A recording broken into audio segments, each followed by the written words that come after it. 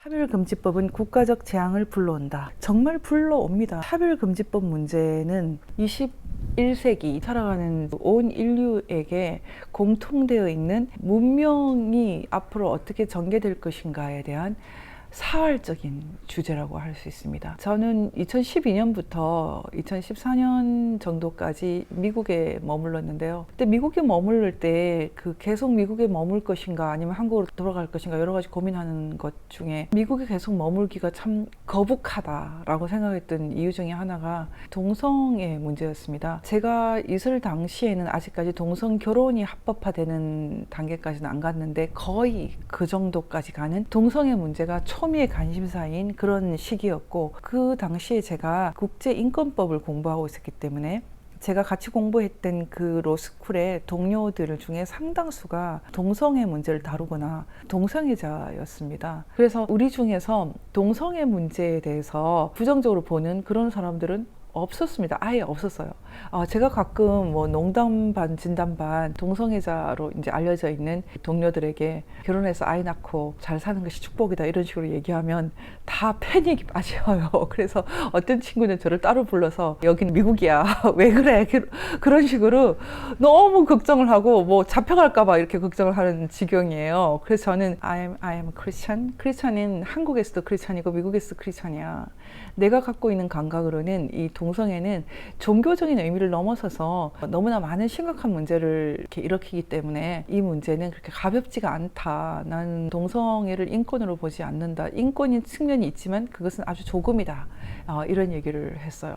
그랬더니 동료 변호사 중에 한 사람이 저한테 찾아와서 이런 말을 했어요. 나도 똑같이 크리스찬이다. 난 순복음 계열의 풀 가스펠 계열의 크리스찬인데 동성애는 영적인 이슈야. 그래서 이렇게 말로 당신이 그렇게 표현한다고 해서 이 문제가 해결책이 보이는 것도 아니고 저 친구들이 변화될 것도 하나도 없어. 그래서 동성애에 대한 문제는 침묵이 답이야.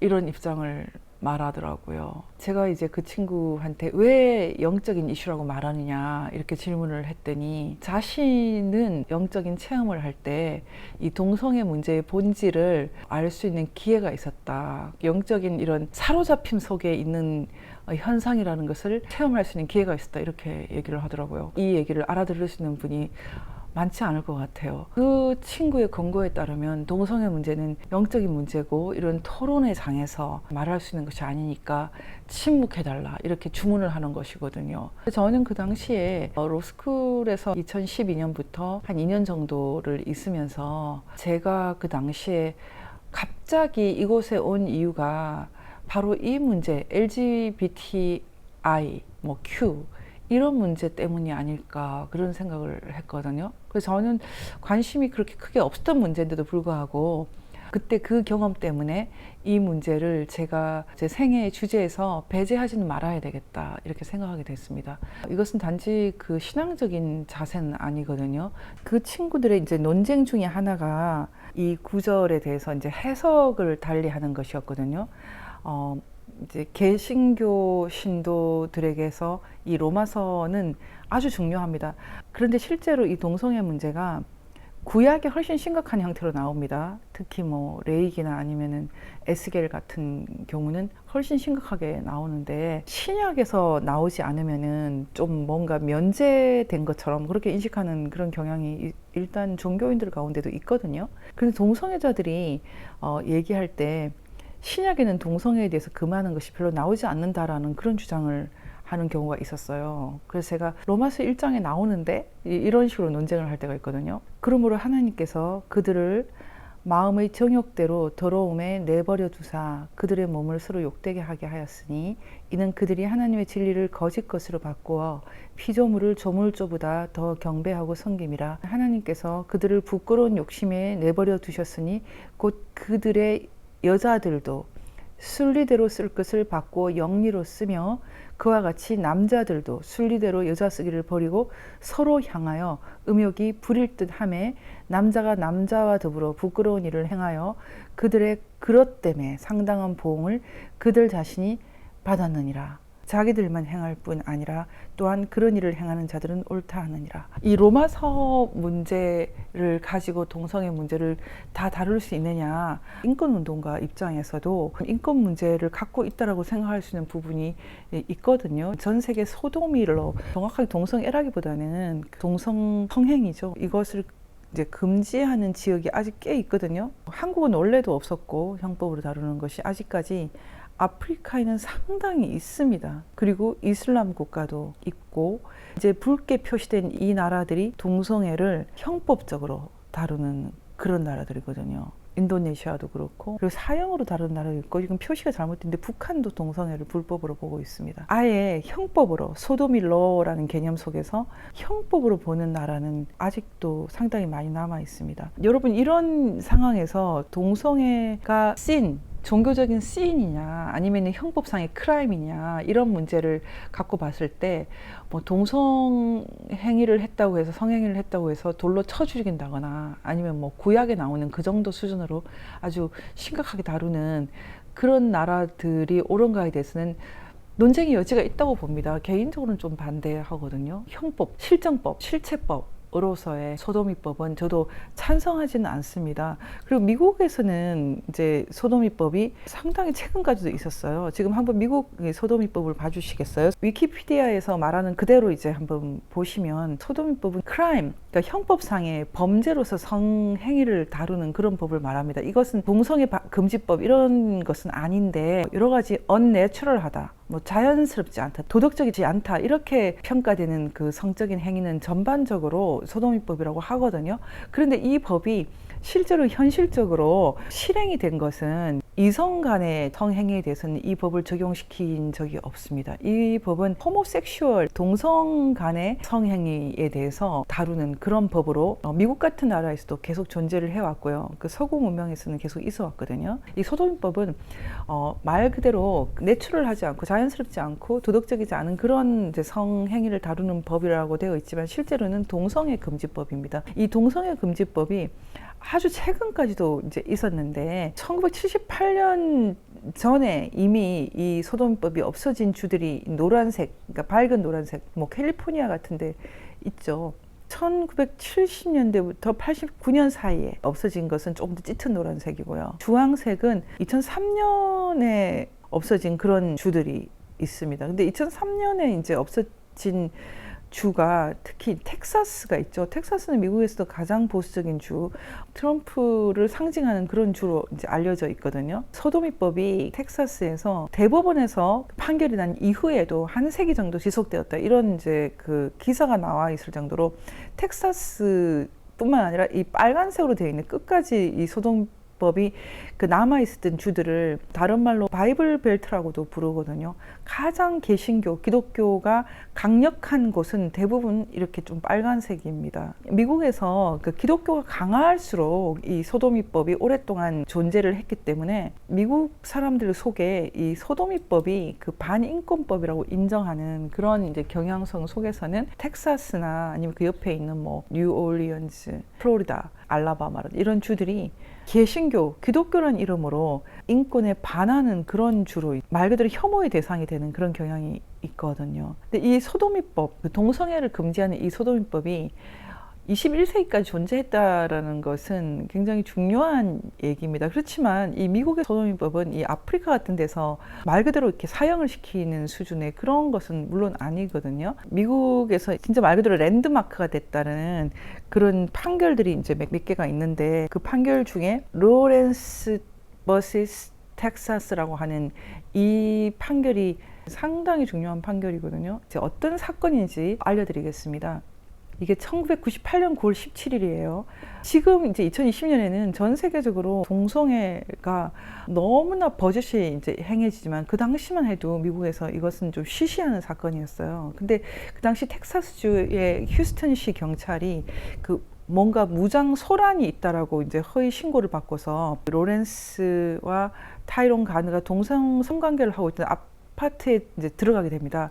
그런데 정작 그 신고가 허위 신고였어요. 총기 혐의가 없고 두 남성이 동성 간에 성관계를 하고 있었고, 이것 때문에 텍사스주는 무장 총격이 아니고 소도미법 위반으로 적용하게 됩니다. 그러다 보니까 이 사람들이 하룻밤 구금에 처해졌고, 그 다음날 무죄를 주장하면서 풀려나는데, 성소수자 인권단체의 설득 아래서 이들이 더 이상 노 콘테스트, 이걸 법정에서 다투지 않는다라고 하고 혐의를 시인하고 벌금형을 선고받게 되는데요. 여기서 멈추지 않고 덮지 않고 상급 법원으로 사건을 끌고 가려는 목적으로 이렇게 일단 선고를 받게 되는 그런 것이었습니다. 말하자면 일단 텍사스주가 이렇게 벌금형을 선고하도록 만들어서 이 선고 자체를 가지고 사건을 만들어서 상급 법원인 연방 대법원까지 끌고 간 그런 사건입니다. 그래서 결국 여러 차례 항소 끝에 2002년에 사건 발생 4년이 지나서 텍사스 형사상고법원은 주의 소도미법을 합헌으로 인정한 2001년 판결에 대해서 재고 요청을 하기에 이릅니다. 동성애 인권단체가 얼마나 전략적으로 움직이는지 알 수 있습니다. 그 당시 텍사스 경찰이 이 사건을 굳이 사건화시킬 생각이 없었을 텐데, 어쨌든 이 사람들이 벌금형을 받게 만들죠. 스테이트 액션이라고 하는데, 벌금을 때린 주의 행위를 가지고 대법원까지 끌고 가는 법적인 투쟁을 벌이는 것이죠. 지금 미국의 그 동성애자들은 굉장히 머리가 좋고 지능적입니다. 최근에는 엘리트 남성들 사이에 이 문제가 거의 유행병처럼 됐기 때문에 특히 변호사들이 많고요. 이 법적으로 사건화시켜서 대법원까지 끌고 가서 결국 정치적으로 타결을 보는 이 수법은 굉장합니다. 지금 한국에서도 이 비슷한 이제 노력들을 하고 있는데, 사건화를 시켜가지고 마치 혐오가 있는 것처럼 만들어가지고 계속해서 차별금지법을 만들려고 하는 이런 것은 뭐 굉장한 전략이라고 할 수 있습니다. 말하자면 지금까지 전 세계에서 동성애가 하나의 인권이 되고, 그리고 이 동성애가 인권뿐만 아니라 하나의 문명의 징후로까지 발전되는 데는 우리 같은 크리스찬들이 모두 손을 놓고 있고, 대신 이 반대측에서 엄청난 지능적인 그런 또 전략적인 노력을 한 결과라고 할 수 있거든요. 근데 그러한 노력의 거의 최종판에 해당되는 것이 유엔입니다. United Nations Human Rights Council. 유엔은 인권위원회라는 것을 엽니다. 카운슬이 있고 커미션이 있고, 그렇죠. 커미션이 아니라 카운슬이 됐거든요. 근데 지금 그 United Nations Human Rights Council로 바뀌고 나서 아주 도전적으로 하고 있는 것이 바로 Universal Periodic Review라고 할 수 있습니다. 그러니까 말하자면 제가 지금 미국의 예를 들었는데, 텍사스 주에서 있었던 판결을 예를 들었는데, 말하자면 동성애 인권단체 일가 같은데 대표적인 이런 데 국제적으로 움직이는 이런 NGO뿐만 아니라 국제법이나 각 나라의 법을 최선을 다해서 연구하고 알아내서 그 약점들을 틈타서 결국은 정치적인 캠페인과 함께 하면서 목적을 이루는 이것은 엄청납니다. 그 중에서 거의 총화에 해당하는 것이 바로 이 유니버설 페리오딕 리뷰를 통한 동성애 합법화거든요. 유니버설 페리오딕 리뷰는 제가 이제 미국에서 국제인권법을 전공할 때 교수 중에 한 명이 엄청난 불만을 터뜨렸어요. 페리오딕 리뷰라는 건 뭐냐면은, 간단하게 말하면 유엔을 통해서 인권 문제를 해결해야 되는데, 예를 들면 북한이다, 뭐 중국이다, 쿠바다 이런 데만 이렇게 딱 타겟팅을 해서 니네 인권 문제 보고해 이렇게 나오면 그 나라들한테 너무 망신을 주는 것이다. 그러니까 좀 망신을 덜 주기 위해서 구안해낸 방법이 모든 나라가 다 그럼 인권 문제를 보고하게 하는 거죠. 네덜란드라든지 벨기에라든지 이런데 솔직히 인권 문제가 지금 별로 있겠습니까? 그러니까 이런 나라들도 그런데 유엔에서 강제로 의무적으로 맨데터리라고 그러죠. 의무적으로 이거 인권 문제를 다 보고해야 되니까, 이렇게 문명하던 나라들에서 인권 문제라는 것이 이제 하다 남은 게 이 동성애 문제밖에 없는 거예요. 네덜란드 같은 나라에서 이렇게 보고하는 유니버설 페리오딕 리뷰를 읽어보면요, 좀 웃음이 날 정도거든요. 그러니까 인권 문제 하나도 없는 나라에서 억지로 이렇게 인권 문제를 보고를 하게 되기 때문에, 그 유엔 200개 되는 나라에서 모두 이거 보고를 한다고 생각하십시오. 실제로는 어쨌든 모든 나라가 인권 문제가 있는 것처럼 되어 있기 때문에, 진짜 인권 문제를 해결해야 되는 북한이라든지 뭐 수단이라든지 중국이라든지 이런 나라들은 그냥 살짝 숨어 들어가는 거예요. 그러면서 니네는 없냐? 니네도 인권 문제 있군. 이렇게 나오는 거죠. 제가 예전에 유니버설 페리오드 리뷰를 하는 장면을 유엔에서 구경을 한 적이 있는데 그때 마침 북한이 해당됐어요. 거의 4년마다 한 번씩 돌아오거든요. 근데 제가 이제 그 북한이 이거 발표하는 걸 듣는데 당장 딱 발표 끝나니까요. 북한의 우호국들이 딱 대답하는 것이 내정 간섭이다.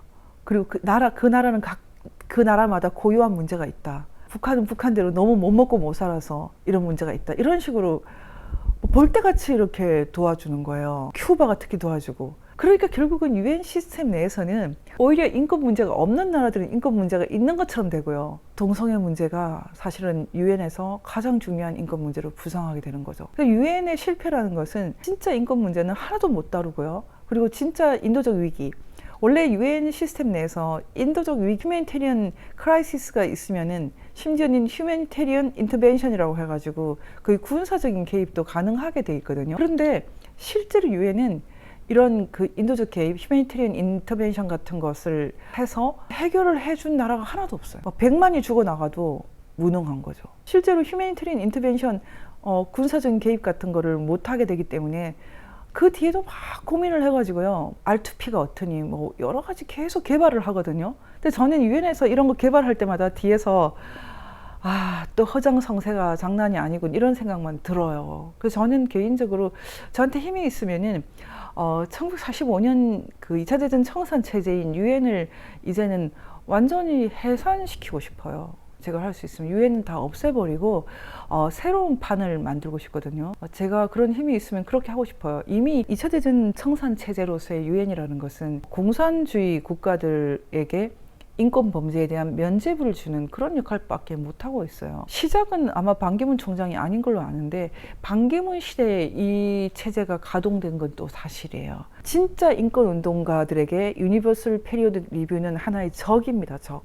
그리고 지금 이제 유니버설 페리오딕 리뷰는 UPR이라는 것은 지금 이제 3번째 사이클이 돌아가고 있는데 한번 보십시오. 각 나라들이 이제 어떻게 하고 있는지 보고서를 계속 내고 있어요. 4년마다 돌아가면서 우리나라도 하게 되고 사이클이 계속 돌아가고 있는 상황인데, 그러니까 UPR의 프로세스의 결과가 어떻게 됐다고 생각하십니까? 동성애 만연으로 사실은 가는 겁니다. 기본적으로 워킹 그룹이 움직이죠. 인권 이사회에서 보고서를 채택하게 되죠. 그러면 각 나라 내셔널 프로세스, 각 나라에 그게 돌아가가지고 팔로우업을 해야 됩니다. 한국 내에서 차별금지법을 우리가 아직 안 만들었다고 이번 UN UPR 때 엄청 혼났어요. 이제 외교부에서 이런 얘기를 또 하게 되죠. 그러니까 이걸 팔로우업을 하고 한국이 지금 근거를 먹었으니까 차별금지법을 만들어야죠. 이게 바로 임플리멘테이션이거든요. 그러니까 유니버설 페리오드 리뷰가 이제 UN 시스템에서 하는 방법은 되게 간단합니다. 일단 그 가장 밑에 있는 실무진도 거의 대부분 다 좌파거든요. 그렇게 출발을 해서 이것에 대해서 여러 가지 논의를 하고 그다음에 이사회에서 채택을 하고 그럼 각 국가 내셔널 프로세스 각 국가에 돌아가서 UN에서 야단 맞은 것을 팔로우업을 해서 임플리멘테이션 결국 법제화시키고 그다음에 레프레이션이라고 하는 것은 보상이거든요. 법제화되면은 기존에 있었던 뭐 동성애 차별을 당했다거나 이런 사람들은 또 보상을 받게 되고 이게 바로 이제 UPR인데 그 UPR 리뷰 프로세스 했을 때 북한이 하겠습니까? 이런 것을 할 리가 없죠. 국제사회에서 이번에 우리가 UPR 발표를 했더니 더 잘하래 이렇게 이제 야단을 맞고 돌아와서 임플리멘테이션 법제화시키고 이런 나라가 있겠어요? 결국은 이 UPR 시스템은 인권 문제가 없는 나라들을 인권 문제를 극대화시키게 만드는 그런 결과밖에 안 되고 실제로 인권을 개선해야 되는 나라들은 아무것도 안 하죠. 북한이 뭐 임플리멘테이션 하겠습니까? 그러니까 이제 유엔이라는 시스템은 오히려 인권 문제를 해결하는 시스템이 아니고 인권 문제가 아닌 문제를 그 문명국이라고 하는 오히려 자기 나라 문제를 침소봉대해서 계속해서 이제 인권 문제로 만들어가는 그런 상황이 된 겁니다. 그 결과가 지금 뭐 황당한 상황이 옵니다. 디즈니가 전 세계 호모섹슈얼 문제를 확산하는 도구가 됐고요. 아이들이 완전 여기에 노출되어 있어요. 심지어 캐나다 어떻게 했습니까? 제가 넷플릭스에서 한 빨강머리 앤 그 시리즈를 전부 다 봤거든요. 첫 시리즈는 너무 감동이에요. 제가 어릴 때 좋아했던 빨강머리 앤을 영화로 만나니까 너무 기뻤는데 가다 보니까 이상해요. 동성애적으로 각색을 해놨어요. 다이애나의 고모 할머니 조세핀으로 나오는 할머니가 레즈비언 커플로 사실혼 관계의 동성 부부였던 걸로 그렇게 나오거든요. 동성애 교육을 금지한 플로리다의 디즈니가 정치 자금을 중단하는 이런 식의 압박. 이게 지금 유엔을 거쳐서 계속해서 동성애가 하나의 인권 문제로 확산이 되면서 황당한 일들이 벌어지는 겁니다. 역으로 여성들의 인권을 심각하게 위협하는 사태. 남자이자 여자로 성전을 한 뒤 압도적인 성적을 거두니까 이 선수의 출전을 막아야 된다. 막지 말아야 된다는 의견도 물론 있어요. 지금 한번 보십시오. 남자의 피지컬로 여자 경기 출전이 공정하냐. 이런 올림픽 성전한 선수 논란이 심각하게 이제 일어나는데 이건 여성의 세계를 완전히 파괴하는 것이거든요. 키가 크고 힘이 좋은 50살 트랜스젠더 농구 선수 한번 보십시오. 미국 성전환 육상 선수 올림픽행 좌초 남성 호르몬 수치 입증 못해 트랜스젠더 여탕 출입 논란 심각한 문제가 등장하는 것이거든요. 그 결과가 미국에서는 2015년 드디어 오버거펠드 호지스 사건이라는 동성 결혼이 미국 수정헌법 제14조에 따른 기본권에 속하는지에 대한 연방 헌법의 판례를 형성하게 되는데 그 당시 오바마 당시인데요. 동성 결혼이 합법화돼 버렸습니다. 서울 광장 키어 축제 3년 만에 열린다. 드디어 코로나가 끝나자마자 바로 재헌절을 저음해서 키어 축제를 하겠다고 하고 서울시가 행사 기간을 줄였지만은 조건부로 승인하는. 하필이면 왜 재헌절일까? 여러분 이건 굉장히 기분이 나쁜데 모든 국민은 인간으로서의 존엄과 가치를 가지며 행복을 추구할 권리를 가진다. 국가는 개인이 가지는 불가침의 기본적 인권을 확인하고 이를 보장할 의무를 진다. 이렇게 되어 있어요. 불가침, 천부 인권에 동성애자들의 권리가 들어가는가? 이 문제가 너무나 심각한 상황에 처해 있고 지금 한번 보십시오. 미국에서 시대착오 트럼프 정책 지우기라는 것은 주로 이 성적인 문제도 굉장히 많이 포함이 되어 있습니다. 바이든이 실제로 미국 건국 원칙 천부 인권 을 내세운 교육을 부정하는 1776위원회 폐지 이런 이제 상황까지 와 있고 지난 정권에서 비밀스럽게 헌법 36조를 바꾸려고 했거든요. 혼인과 가족 생활은 개인의 존엄과 양성의 평등을 기초로 성립되고 유지되어야 하며 국가는 이를 보장한다. 이 양성을 성평등으로 바꾸려고 하고 여성가족부도 젠더 이퀄리티라는 영어 이름을 쓰는데 오마이뉴스라든지 뭐 그 한겨레 신문 같은 데를 보면은 여성가족부의 영어 이름이 젠더 이퀄리티로 되어 있는 것을 얘기를 하면서 양성평등이든 성평등이든 영어는 모두 젠더 이퀄리티다 이런 식으로 말을 하거든요. 그건 다 속이는 거죠. 지금 이제 전 세계적으로 도래해 있는 이 젠더 문제라는 것은 여성과 남성을 구별 자체를 부정하는 그런 사태가 일어나고 저는 그 사태의 결과는 국가적 재앙으로 온다고 생각합니다.